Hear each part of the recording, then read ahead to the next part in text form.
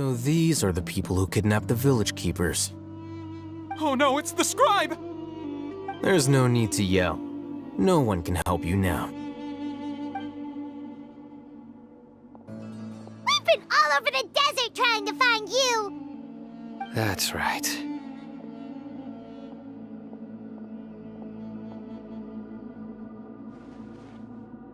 General Mahamatra?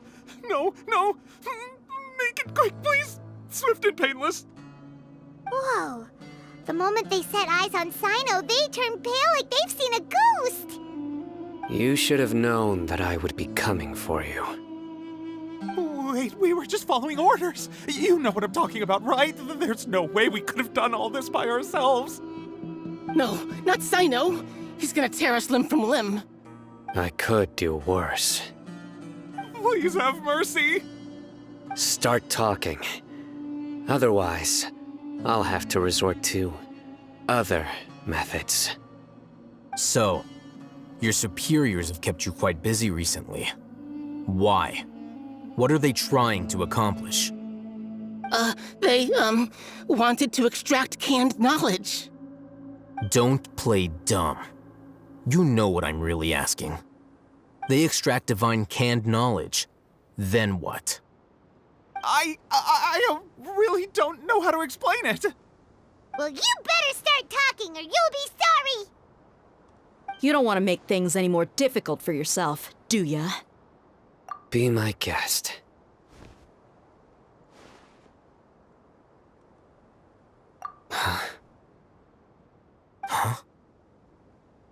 Uh-huh. That sure didn't sound like a fancy metaphor or anything. You're serious, aren't you? How did you know? There's no use hiding it now. Yes, you're right. The Akademiya is working on an important and potentially world-changing project. They are creating a new god.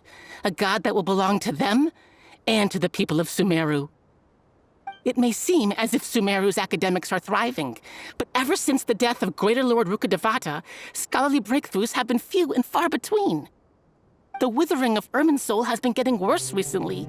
The sages have tried everything they could think of, but nothing's worked. I'm always hearing them say things like, if only Greater Lord Rukkhadevata was still with us. Continue. And then, someone from the Fatui showed up. They called him the Doctor. He brought a gnosis and said he wanted to borrow the Akademiya's research facilities. The Doctor was previously expelled from the Akademiya. At first, the sages looked down at him in disdain. But when he said those words, everyone's expression changed. He asked them, "Do you wish to create a god?" This is what the arrogant ignorance at the extreme end of Akademiya looks like. First, the Akademiya spent a long time constructing a divine vessel, which was based on an exquisite humanoid puppet. After that, they harvested dreams via the Zeb-Zerus Festival Samsara, maximizing the Akasha's output. With the Doctor's help, and the Akasha now functioning at maximum efficiency, they were able to use it to extract the power from the Gnosis and convert it into a divine core. Next, they decided that their new god needed to possess divine wisdom. For that to happen, they needed a huge quantity of divine canned knowledge. It adds up.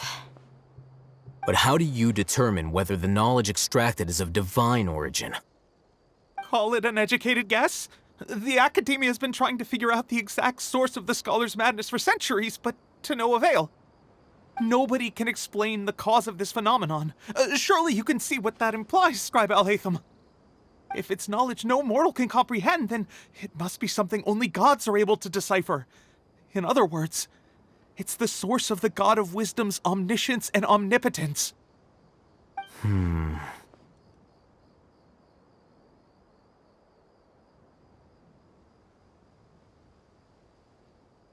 You must have noticed by now. The Akademiya doesn't care about who their god is. It's the ability to exercise control over knowledge and wisdom that matters. It is as if they are cursed with a desire for omniscience and omnipotence that burns in their blood. Some organisms demonstrate phototaxis, and thus orient their entire lives in respect to sources of light. For the sages, their only source of hope is the existence of a deity who embodies the acme of wisdom. This is but a form of phototaxis. For many scholars, the absence of a god of wisdom means stumbling in the darkness for the duration of their lives. Then what does Lesser Lord Kusanali mean to you? Is she not a true god present in this world? If you already have a new god, why try to create another one? From the beginning, the Akademiya has never treated her as a god. When the Akademiya first discovered Lesser Lord Kusanali, the newborn god of wisdom, the sages hoped that she would be as wise as Greater Lord Rukkhadevata. But upon evaluation, they found that at the time she possessed no more intelligence than any ordinary human child. The sages never had a ruder awakening. This forced them to accept that Greater Lord Rukkhadevata had indeed passed away. Not to mention that Lesser Lord Kusanali's gnosis had been used to power the Akasha this entire time.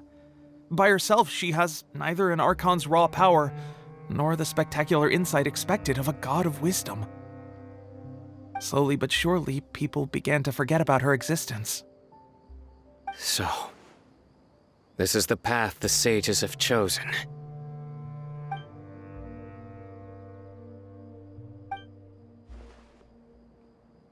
All right, let's try to keep our cool. If everyone's in a bad mood, then let's change up our scenery. Raman, give me a few men to help us escort the village keepers back to the village. And these two scholars, they're coming too. Sure, as you wish.